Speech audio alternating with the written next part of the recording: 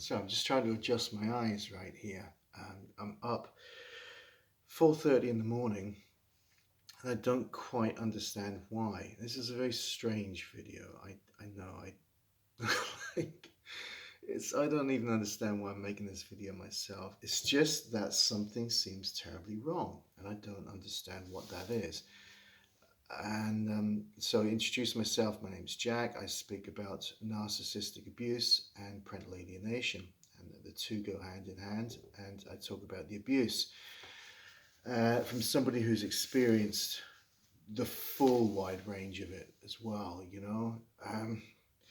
Dare I also say that I know this is it's a spiritual kind of abuse thing as well. And I do believe that we're living. There's a particular time that something's going on, basically, is what it is. I'm not looking into the camera at the moment, because as soon as I start looking into the camera, I start losing my train of thought. So I won't look at the camera just now. I might glance every now and then.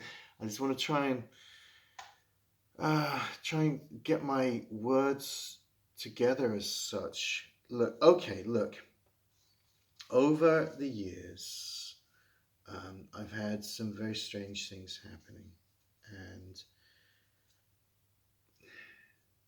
somebody said to me once, "Oh yeah, we'll get you back into into the swing of society." Well, I don't want to be in the swing of society. I don't want to be like trying to act or pretend like I don't see what's going on out there. That's a really strange thing to say, because something is going on out there, but I'm not quite sure what it is. There are people that walk among us that are pretending to be real, but they're not.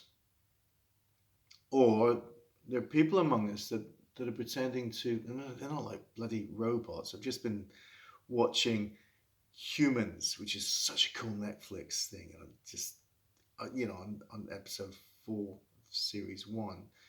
And, but I think that's what's kind of inspired me and troubled me. I've never spoken about this. I talk about the alienation, how somebody can take a child and they can turn that child just bit by bit, just by the tiny little things that's what's bothered me, I think, because in this episode of, or this, a few episodes, you watch people and you watch people's behavior. And I'm noticing how in this one family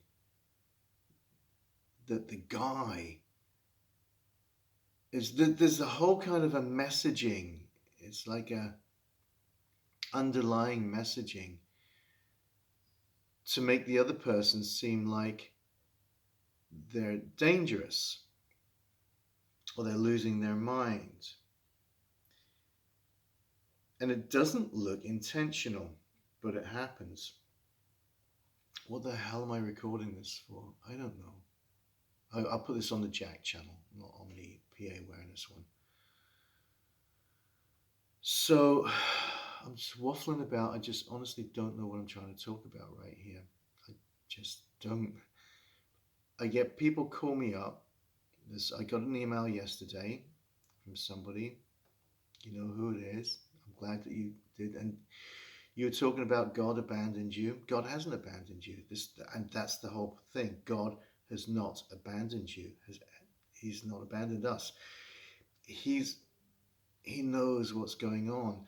There's a great deal of evil out there, and it's kind of manifesting itself in some really weird ways. And maybe this is what I'm trying to get to.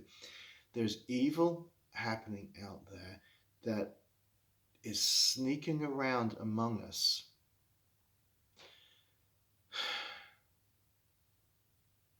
It's infiltrating into our children's lives. It's going around us.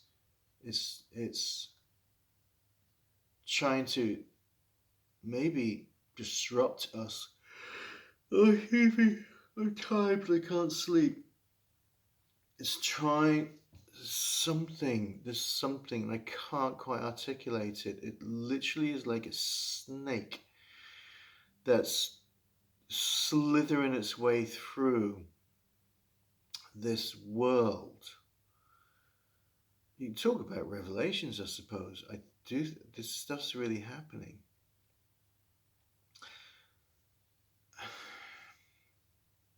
I think this is what's happening with our children.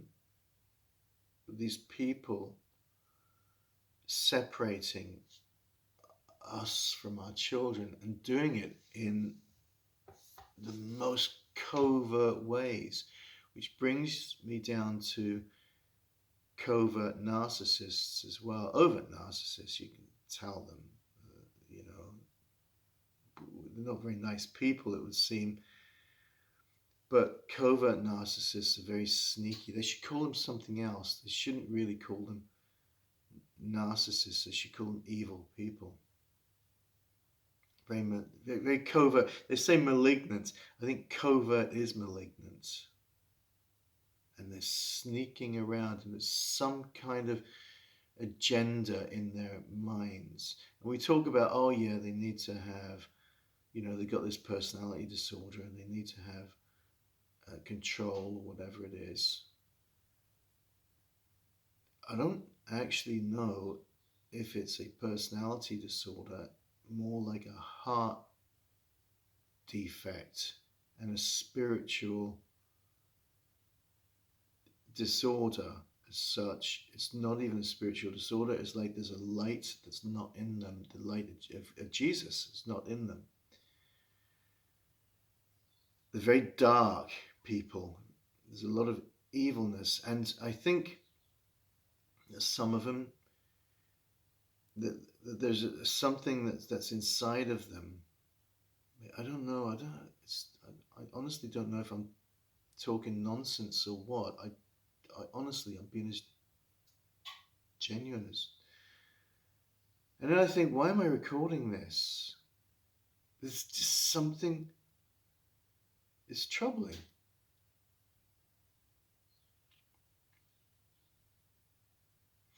I just see that there's something out there. Like I say, it's like a slithering snake weaving its way through. It's not as it seems, I think is what I'm trying to say. There's something that is not what it seems. I don't know what that is. But something's going on. We talk about parental alienation as though it's some kind of new thing or big fad. Folks saying that people can't understand parental alienation unless they've been alienated themselves, which is absolute tripe. Honestly, it's rubbish. There are people who are going around acting like big stars now, like they understand something that us oldies don't understand. I am telling you right now, this parental alienation, where children have been alienated and coerced and brainwashed and so on, turned against another parent and so on, is exactly the same kind of thing that a narcissist would do to, let's say they get together with their partner and they cut their partner off, they isolate their partner from all other contact, from all other belief systems. They'll get their partner to change their beliefs, their minds, the way they think, their decision making. Like, people would make a different decision if they didn't have the narcissist. Changing their decisions, their thoughts, the ways they see things. the way they feel about things, the way they dress, what things they eat, everything. It's the narcissist that's actually taking over. That narcissist that is, I think it was Richard Grannon was talking about how the narcissist infects you with their fake world. I don't know if it's a fake world. I don't think it's a fake world. I think it's a world that doesn't exist in our spirit. Because everything on the surface seems fine. People talk about a mask. I think what they do is they shield things over to make it look like a reality, but it's false. Because you're living in a lie, being deceived, and you don't realize it, and you turn against people. You even turn against your own kids and your own family. Until you wake up years later and you realize. I'm trying to say this to these people who out there are saying, oh, well, it's different for children of alienators, which means actually that you can't see it. You can't see it. Us people who have gone through the narcissist community and woken up, this is the problem, you see, because once you go through that community, you wake up. What that means is you see the world, not just certain people, you see the world, the whole world in a different way. And it's very uncomfortable because you see it from the outside. You don't want to integrate into the world anymore because you actually see it.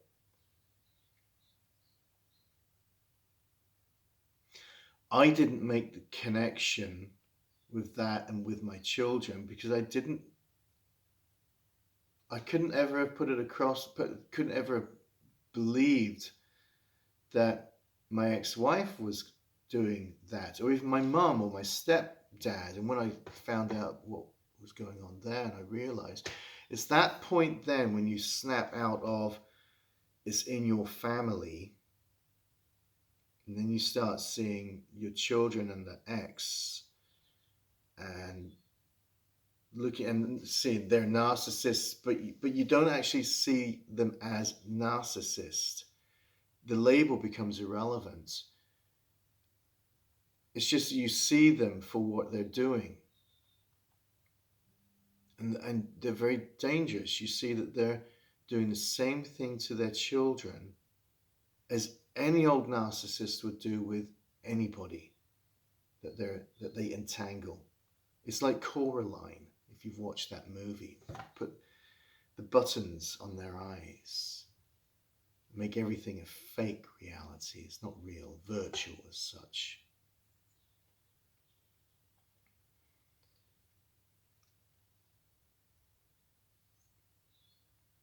Not quite sure what it is.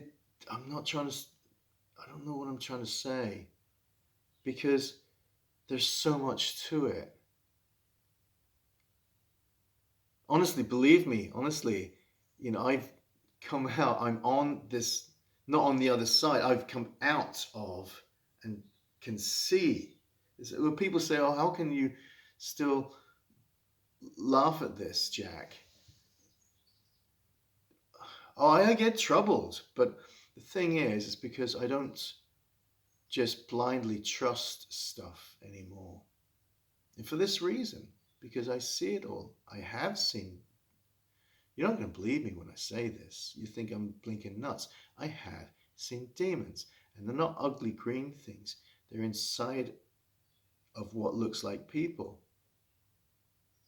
And they walk around, they walk among us. And you think, Jack, you've freaking lost it now. Honestly, and I've been spiritually attacked. And I resisted so much, literally pulled myself out from every single part, from my family as well, and from work and all. Not the latest work, I'm, disclaimer there, I'm not talking about you, just in work situations. I've had more than one job. But that I pulled myself out of all of that, like now, and it's a very, I won't say it's a very lonely place. It's a very alone place.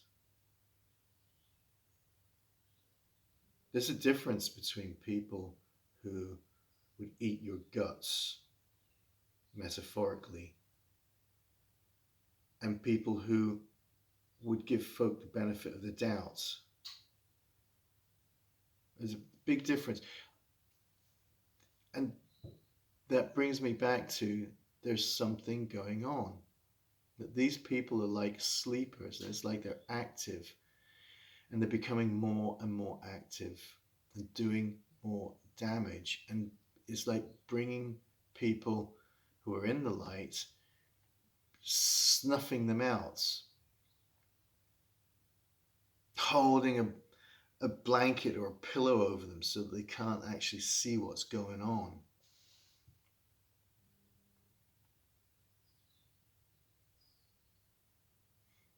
This is a very strange video.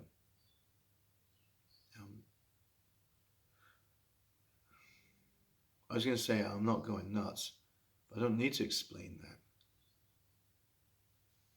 It's a very strange video.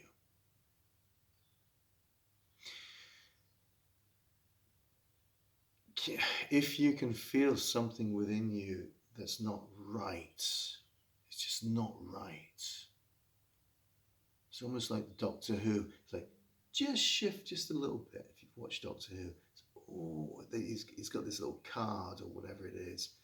It just shifts everything so that you can't quite see what's going on. But you can look just out of the corner of your eye, just out of the corner of your inner perception. You can sense something, or you can blindly go along, just like in the Matrix. Blindly go along like there's nothing happening. They talk about the red pillers out there with women, or with whatever, that's what it is, isn't it? And they say, oh, a red pill. I think what that means is they've seen something. They see it for what it is. But I'm telling you, that's not the only thing that's happening. You got parental alienation. Forget the term parental alienation. Forget it, please. Only use it so that you can find yourself where others are. But parental alienation, that community is so toxic. And it's not the people who are being really upset and spilling their emotions out. That's not the toxicity. It's the others that have this anger and control and I'm getting that get back at you types of things. It takes actually somebody who has been alienated, who is not a toxic, controlling, dominant person. It takes a while for them to actually get angry because they're not that type of person. But there are people out there who are really dominant. They're not very nice people. They're the other type of people. Not every alienated parent or grandparent is good. There are some very bad alienated people out there that would, like I say, eat your liver as such. Not for real. Maybe there are some for real. I don't know. Oh, dear me.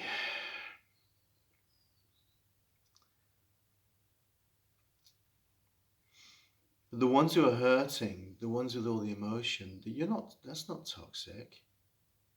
That's where you just want to embrace it and go, it's going to be okay. You don't take your life. It's going to be okay.